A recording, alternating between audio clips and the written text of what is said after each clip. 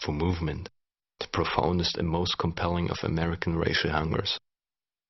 Therefore, the automobile became the opium of the American people.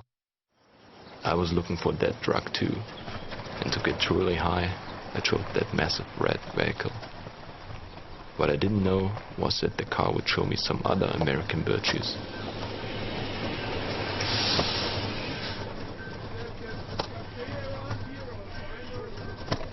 Not around here. Everything around here is already closed down and everything.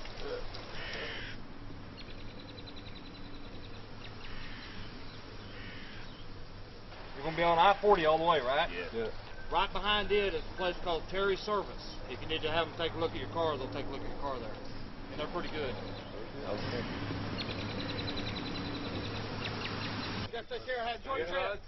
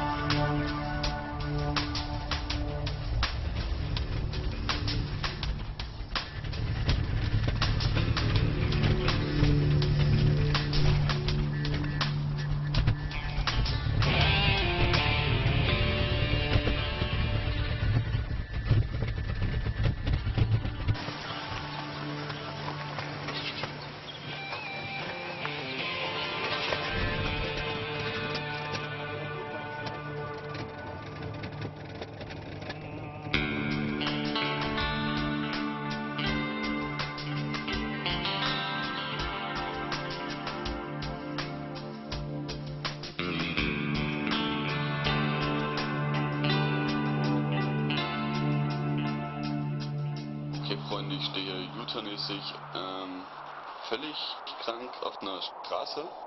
Hinter mir laufen die beiden Leute gerade und versuchen Hilfe zu holen. Unsere Karre hat völlig versagt, die Batterie ist alle. Der Auspuff war kaputt, wir haben uns gerade bis hierher geschleppt und hatten aber, wir dachten halt, dass hier die Route 66 ist oder so. Ja und ja, mal sehen, was der Tag noch bringt.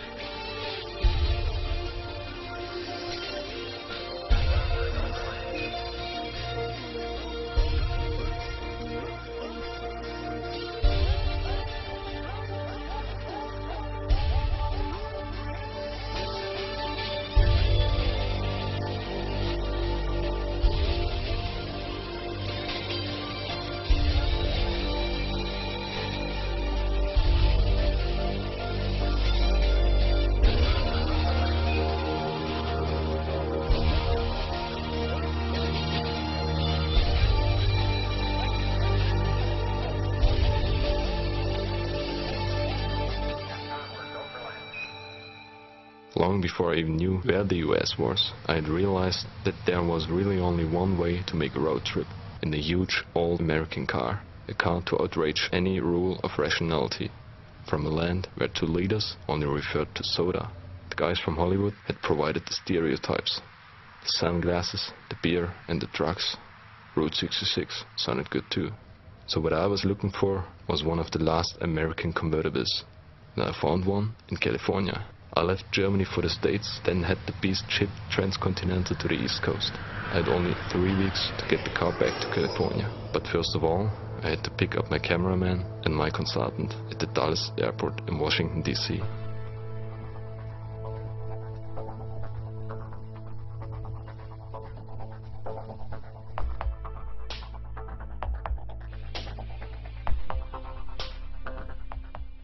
My cameraman, stiff, perfectionist.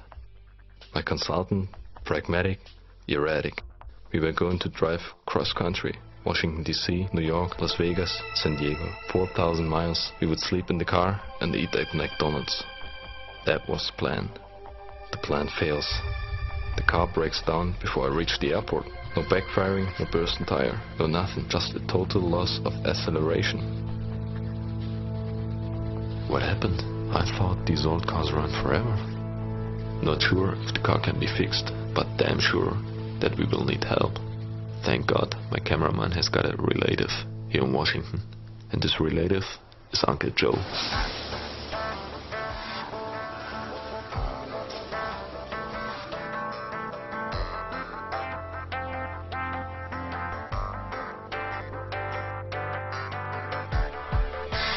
Joe has been living here since the time when our car was still in the Cadillac dealer's showroom. A time when responsible men were moved to tears just by looking at its beauty. Nobody will cry for our car. The only real concern is for the time that it will take in the dealer's garage. But for all that, while we sit in the felt seats of a Mazda and float through the Capitol, we know for sure that we will need that Cadillac. No Mazda, no Hyundai Pony, no. We need a car that sounds like an angry grizzly, with the hood the size of a king-size bed, and a trunk that could easily be converted into a jacuzzi.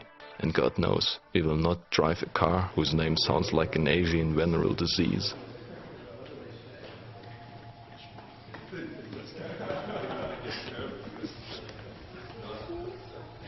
Until we get our Cadillac back on the road, we will stay at Joe's place.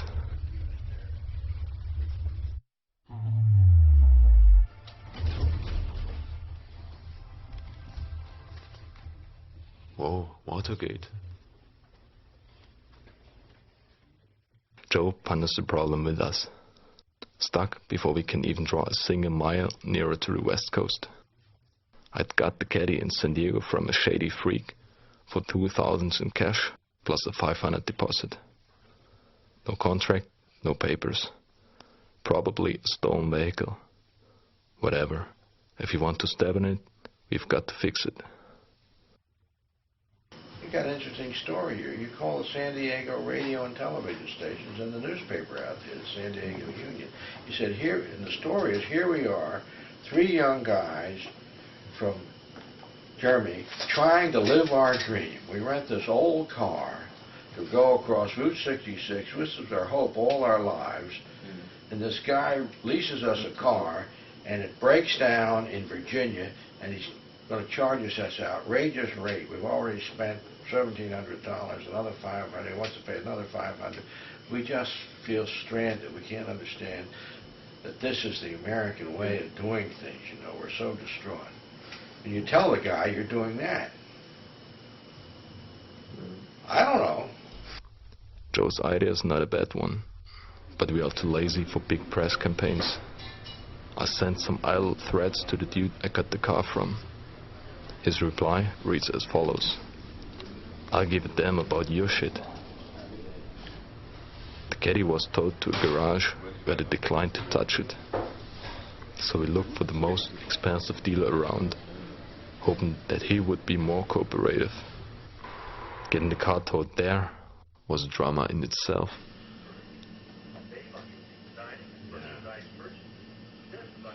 All representatives continue to be busy assisting other trickling members. I knew that. Thank you for your patience. I knew that would Please happen. continue to Monday hold morning, everybody available calls representatives. on Monday morning. Hello?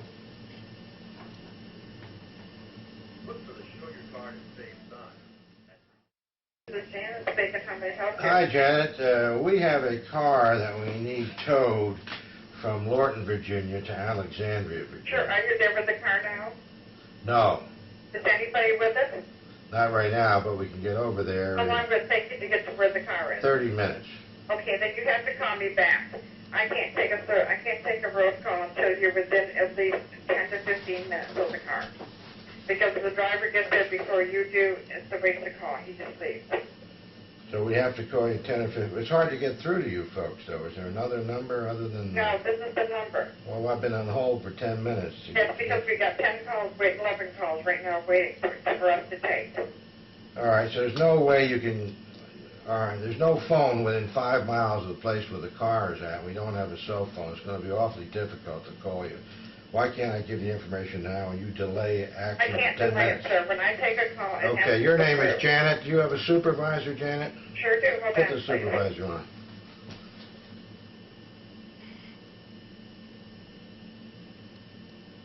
If you'd like to make a call, please hang up and Christ's try sake, again. she cut us You off. hope, hang up and then dial your operator.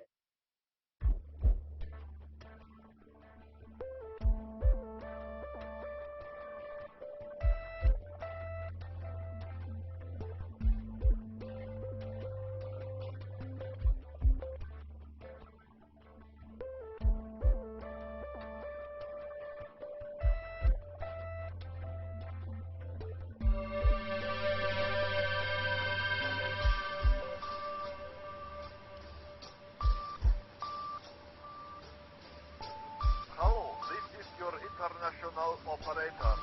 The number you dialed in Saudi Arabia is no longer active.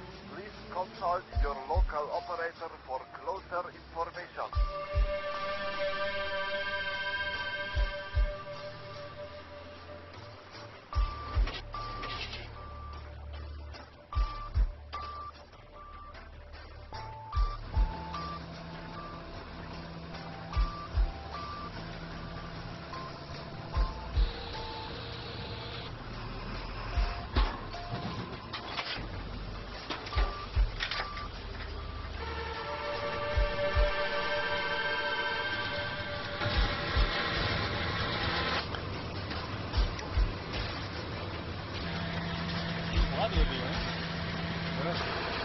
Our car had been towed to an authorized Cadillac dealer, but even there nobody was willing to give a serious estimate about how long it would take to repair the monster. Every day that we spent without moving forward, we have to recover on the road.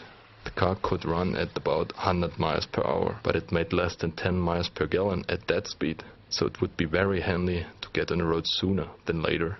In the meantime, we watch Mr. President, and we go there by using the subway.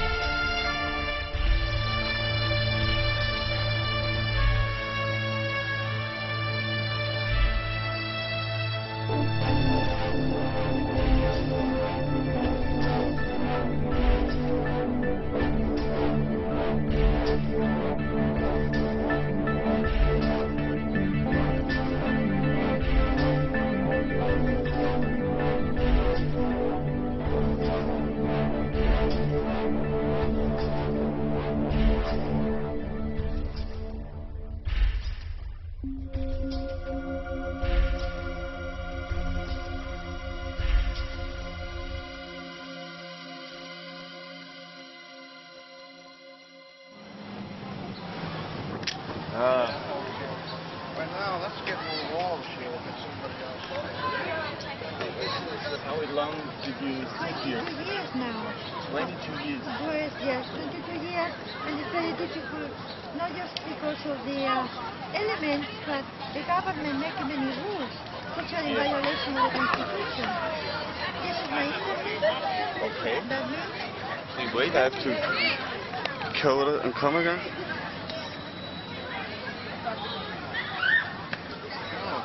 Okay. Yeah, thanks. Is it from a German? Is it from a German? Bremen, And you're fighting against war? Nuclear. Against the nuclear weapons. The situation in the world is so terrible now because, you know, the president says with Russia, put the deals. The deals, no. We got to get rid of them. They will before they get into power. So, you know, only the absence, they're the only way that secure. But nothing will secure as long as it's there, like they say Chernobyl. Chernobyl is everywhere. Wherever's a nuclear reactor, there will be another Chernobyl. A couple of weeks ago, they were here in the newspaper. So almost they have something very terrible here in the 3 Mile Island. So we don't want it. No more nuclear whatsoever. Go to Iraq. The president said that he has a list of 179 nations what he considers essence of evil. Iraq, Iran, Somalia, Yemen, North Korea, Syria, everywhere in the world, including China, threatening China with nuclear bomb. No one is out of his touch. Therefore, we have to stop because the evil is right here. Why, you know, we have so much conflict in Israel and Palestinians. Why they allow Israel to have 400 nuclear warheads? 400, yesterday, in the newspaper. Have B-52, F-16, Apache helicopters, tanks, submarines, gas, and they call Palestinians terrorists. No, why they don't comply with the UN resolution?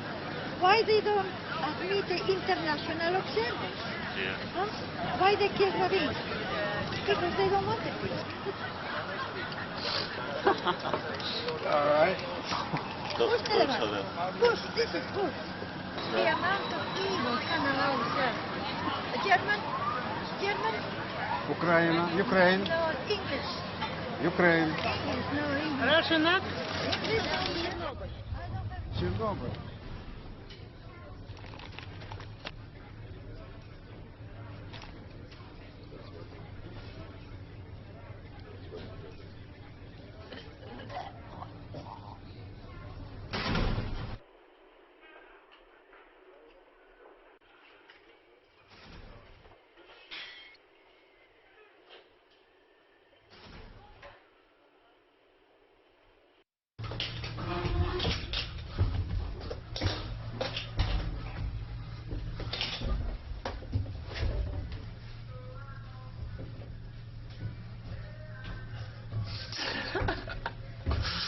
Hast du deine Schuhe ausgezogen, oder? Wo geht das lang?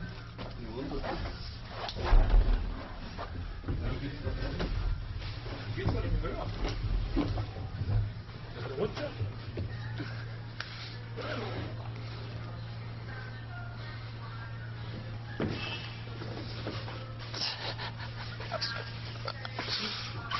Ey, du siehst übelst gut aus.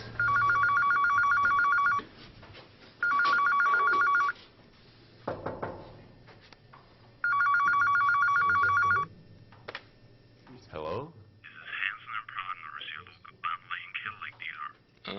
Sir, you can pick up your Cadillac. Don't forget your credit card, please.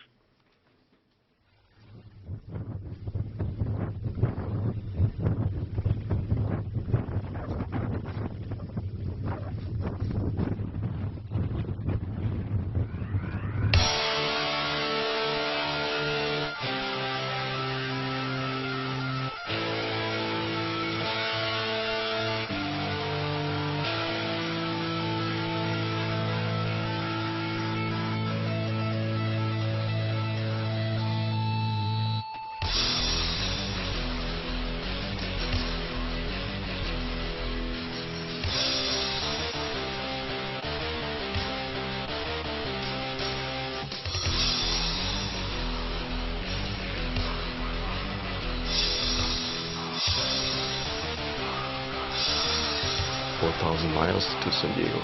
We've got 12 days. Cruising in the midday sun.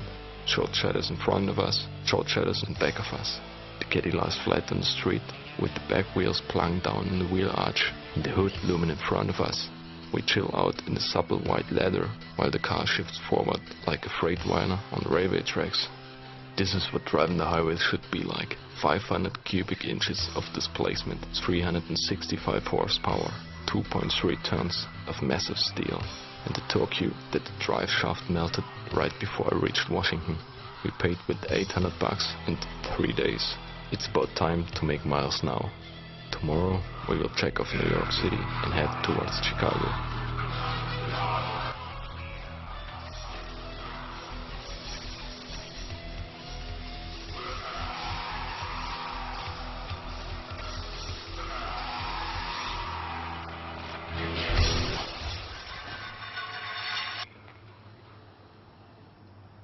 First night on the road.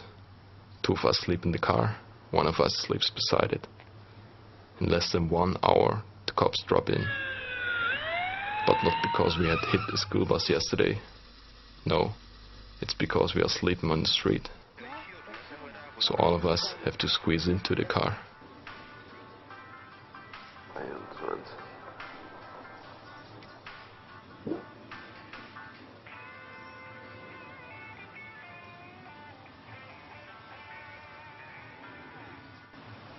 Next morning, the battery is down.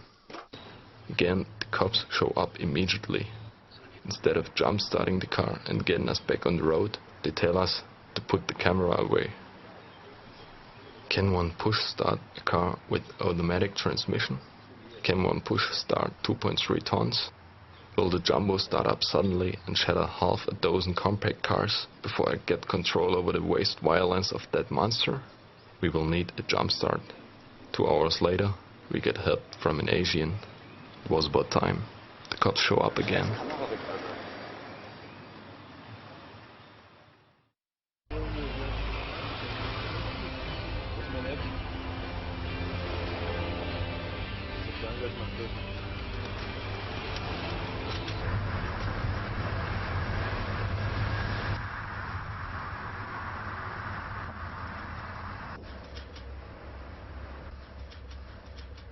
What do you do in New York City if you got just half a day?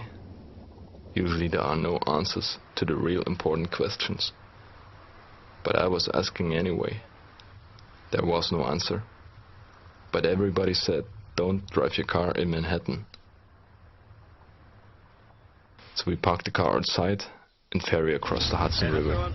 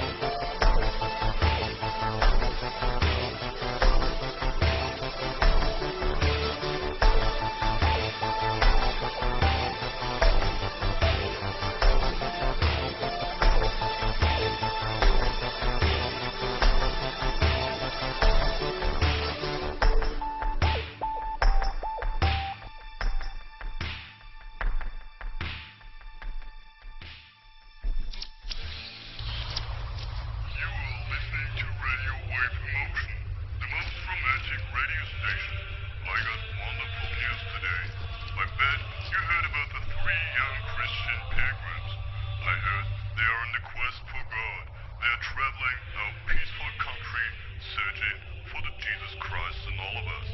So God, let your ways cross, you may hand them a Bible. And now, my untroubled listeners, let us pray a chaplet for them.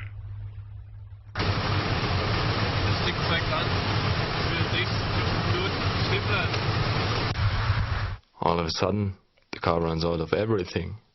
No power steering, no brakes, no nothing. We run out of fuel. We roll out in front of a driveway. A gas can is in the trunk. We've got to get the tank filled before the cops show up, or before a big-ass truck rear-ends the caddy.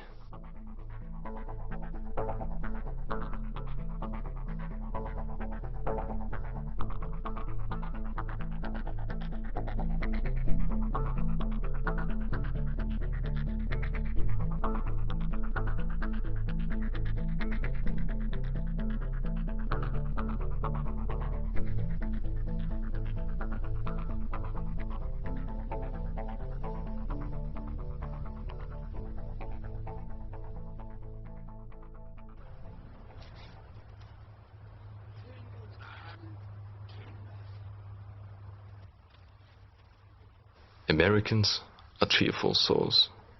If you drive at half speed in front of an American, he will follow you for hours without thinking about passing or even honking. Or he will pass you, then ask if you need any help.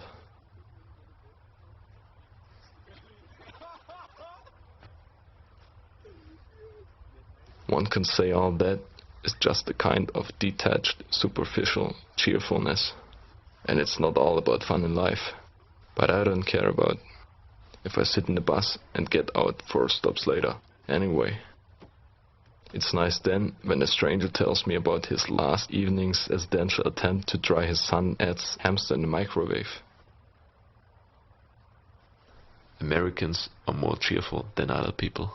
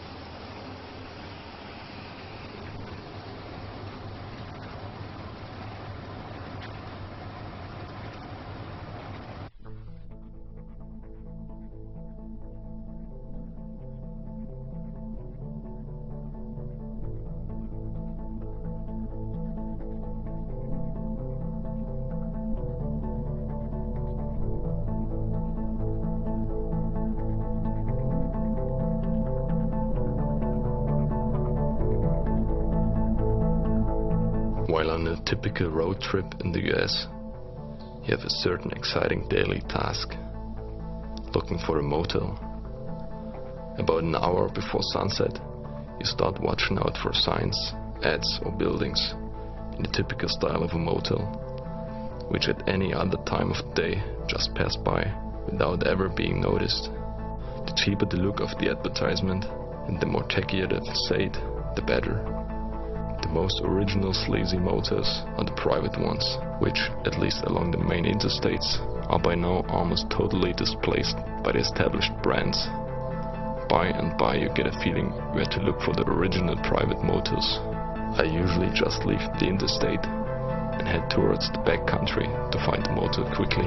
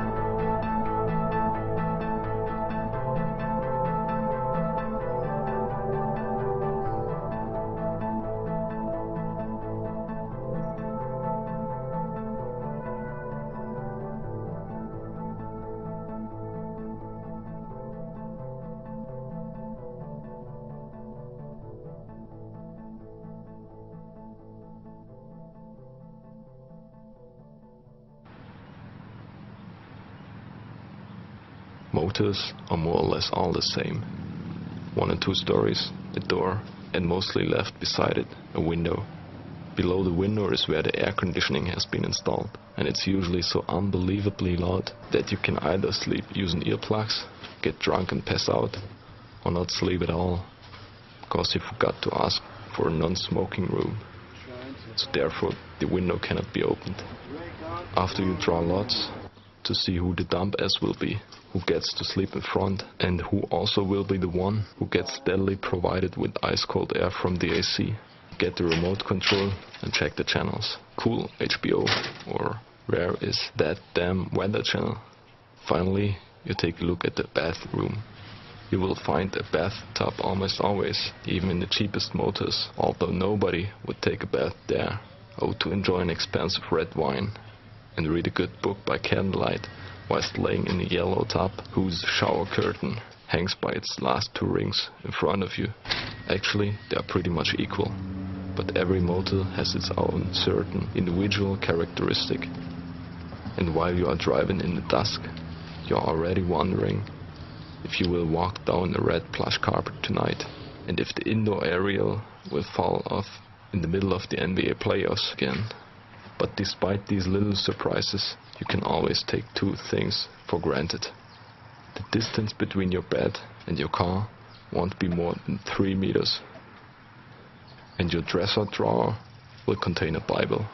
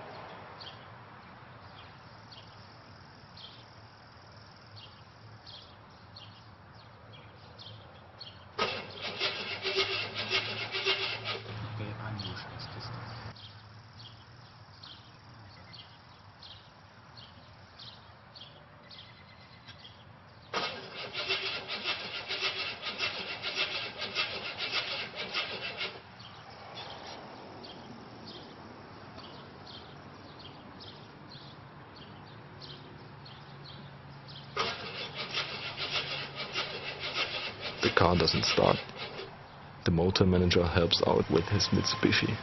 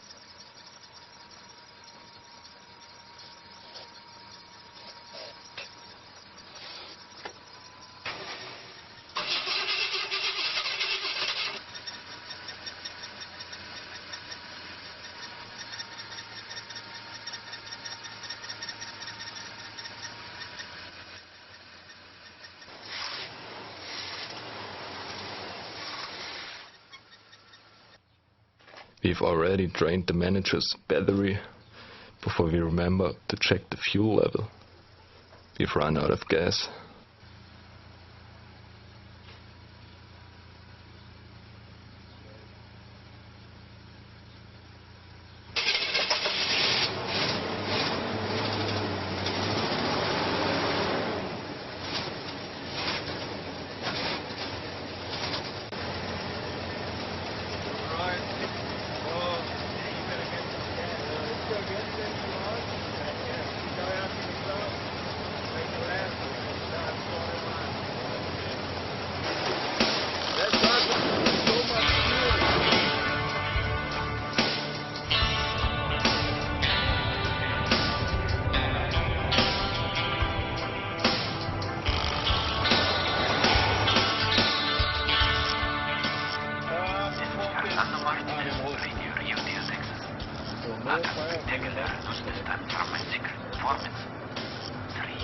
from Tijuana came directly to our country and have stolen the original Cadillac of our former president, John F. Kennedy. Rumor says that they changed the color of the car. So if you see three suspicious Mexicans, call me and tell me the exact color of this car.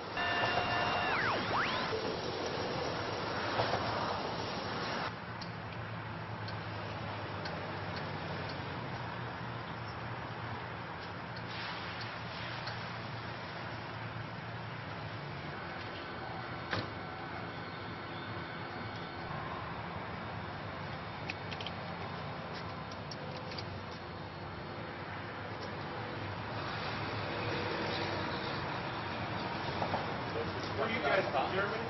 Good. Huh? Good. What are you doing there? We rented a car. Oh, this is a rental? Yeah, something like a rental car, but my rented. I was going to say, when you get ready to go back, if you want to sell it, I'll leave you my number. The owner of the car wants to sell it, I think. I'm from right here, so the car's going back to... Yeah, the car is going back to...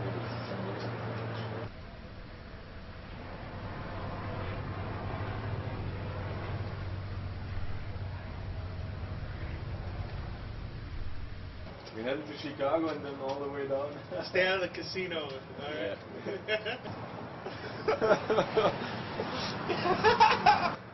No, I just thought maybe, I could bust up a deal on it if you guys wanted to sell it and leave. No, right now we need the car. No, I mean, later when you guys get ready. Later, yeah. What do you think you'd be asking for it? I have no idea how much he wants for a car. It's in a better, the motor and brakes and all this stuff is in a better shape than it looks like. I can tell. Otherwise we wouldn't drive the car.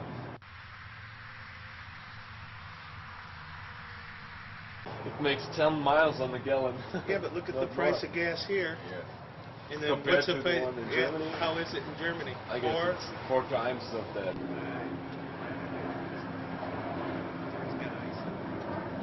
But no, I haven't had it.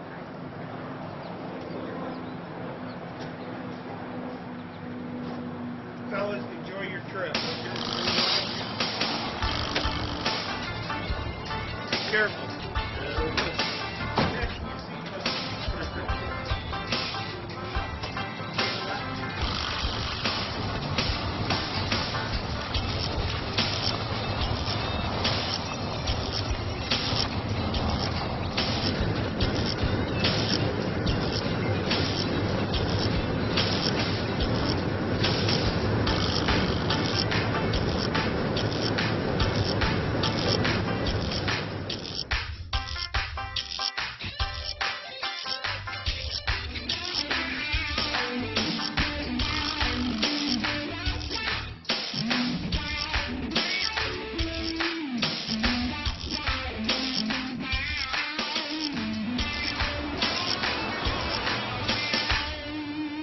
We've got a blown tire. Tires are the one thing, but what bothers me more are the brakes. The brake power was poor before, but now the car slows down like a cargo ship. The brake caliper was loose and knocking on the brake disc over every bump. I wonder how that works, wie das funktioniert hier.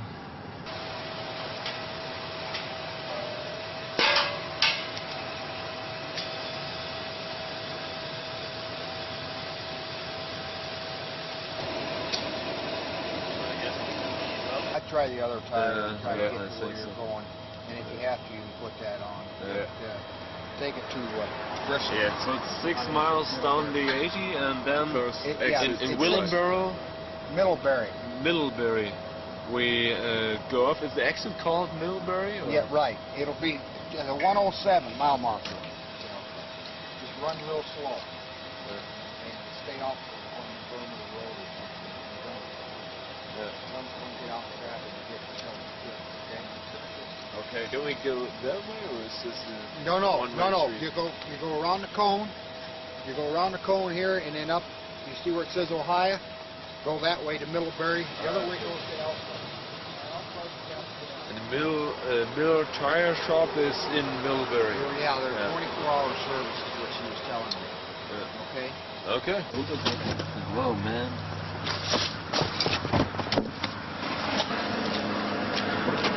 Sandal dahinter hin? Ich? Warum? Na, falls du diesen Dollar hochboxt, dass der nach hinten wegfällt. Karre. Oder wie kriegt die es? Ja. Nimm die mal weg, die Sandalen, das ist jetzt hier einklemmen. So, warte mal. Ja, machen wir hoch.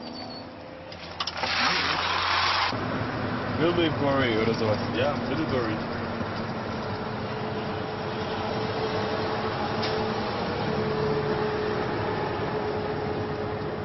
Ich habe vorhin schon überlegt, an der Restaurant anzuhalten, um nochmal zu gucken. Hast du da noch nicht gemacht, um die Spannung ein bisschen zu erhöhen, oder? Ja.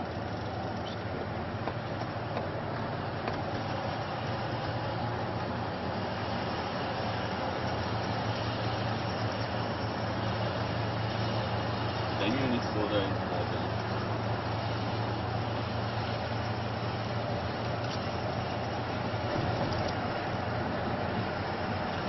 Das ist so eine Scheibe gespielt. Hast du das Ding?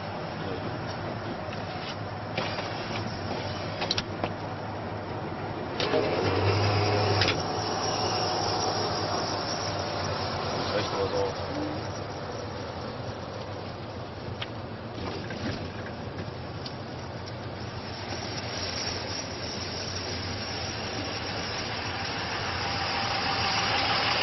Hi. How you doing? We're looking for a tire service. Miller Tire in... Okay, I can get you there. $1.45.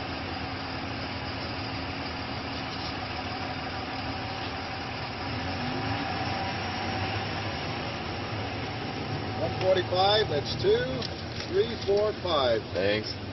You get to the stop sign, make a right turn, and go south all the way down about 7 miles.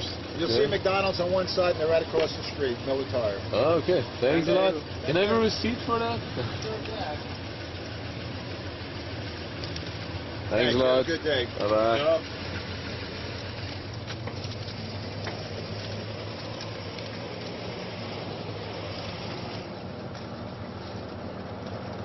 All the way down to McDonald's. Sehr gut, Maler. Jawohl. Ey,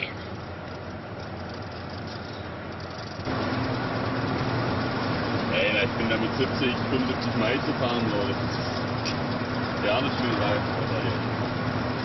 Der Pipo.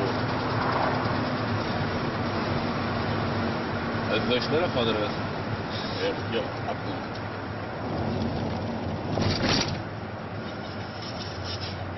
Da willst du was sehen oder nicht? Risk no fun. All the way down to McDonald's. Hold it, hold it! 2,000 miles. Yes! Was das? Dicht, oder? Die sind echt nicht dicht. Das Ding fliegt in der Gegend rum. Ballern hier lang. Die sind ja nicht so überholt. 80 macht er eben. Hat's einen Golfplatz, das ist so fett. Easy Rider kam uns gerade entgegen. Peter Fonda rief persönlich. Mr. America.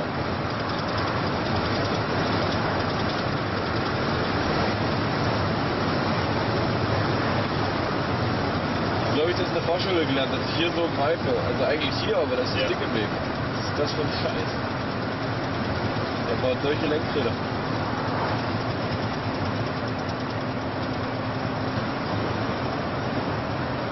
Zeig mal deine Lippen nochmal. Hier, auf dem Musik da draußen. Siehst übel scheiße aus. Ja.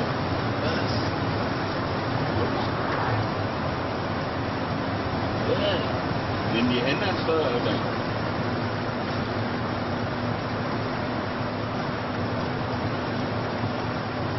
Also.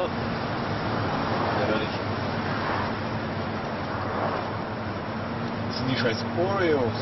Das liebe ich an Mist.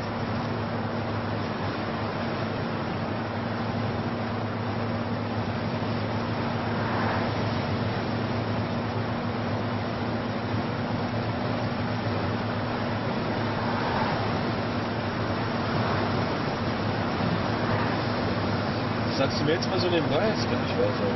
Ich war die ganze Zeit auf die Kamera. Ob bloß mal echt gut aussehen wollte. Das wollte ich nicht sagen. Also McDonalds auch noch mal. Lieferwagen? Das sind noch 3 Meilen da.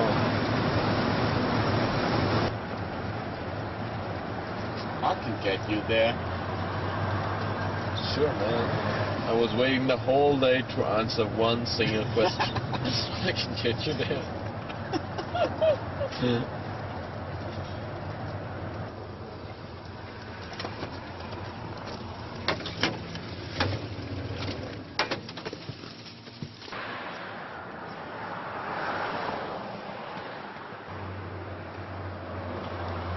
Miller Tire. It's Sunday, whereas in Germany everything would be closed down until Monday. The American is always ready for service, except Miller. The guy doesn't feel like it today. We drive on to the next Walmart tire service.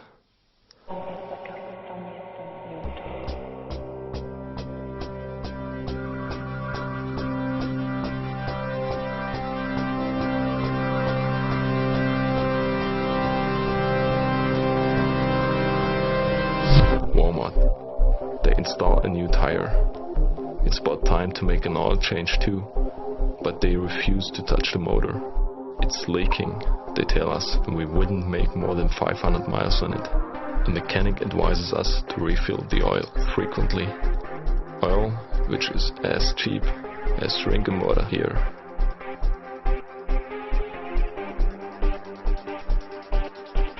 So my consultant and my cameraman search through the Walmart again. You get everything here, from a panty liner to a 2-seated lawn mower.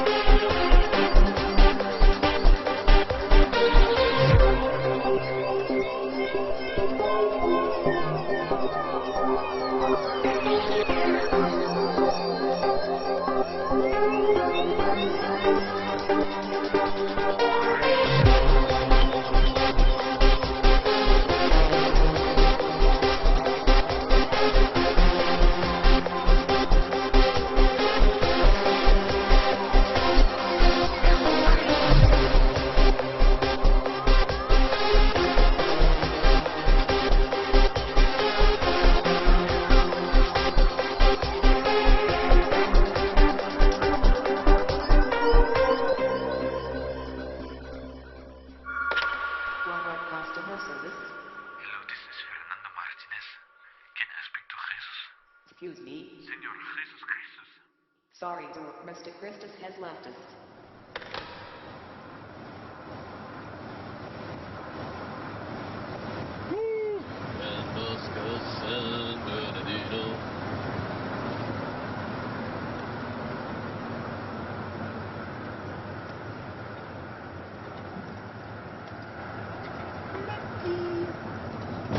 Kaffee? Ja. Okay. In Paris, you get beer at McDonald's. And I'm not talking about the paper shit. Glass beer. Ja, what? Was ist das? Meine Karte? Ja. Oh, muss sofort erstmal losrennen.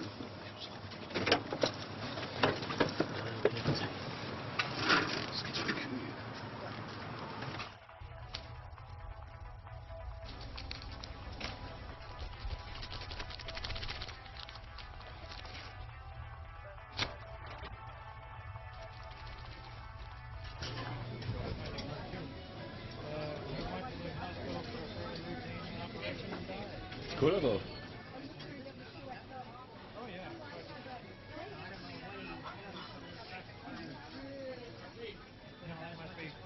Ist Cola drauf? Ja, die ist mit drauf. Cool. Und noch bist du stehen bleiben hier.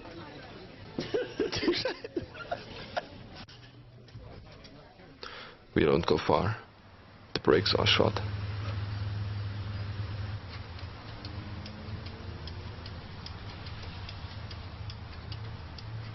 The next parts store has the required bolt for a 74 Cadillac Eldorado brake right behind the desk, just waiting for us to buy it. We could go ahead and drive using the handbrake, if only it hadn't been broken also. So we've got to repair the thing right now. The mechanic comes along. He wants us to leave here soon, to avoid scaring the upright customers with our backstreet appearance. The vehicle is no longer a, well, show car.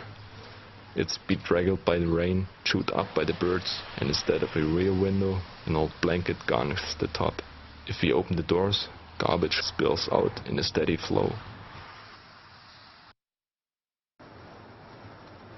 The caddy is running. Tomorrow we will reach Route 66. What has to be spent on car repairs must be saved elsewhere. We sleep on the streets again instead of paying for a motel.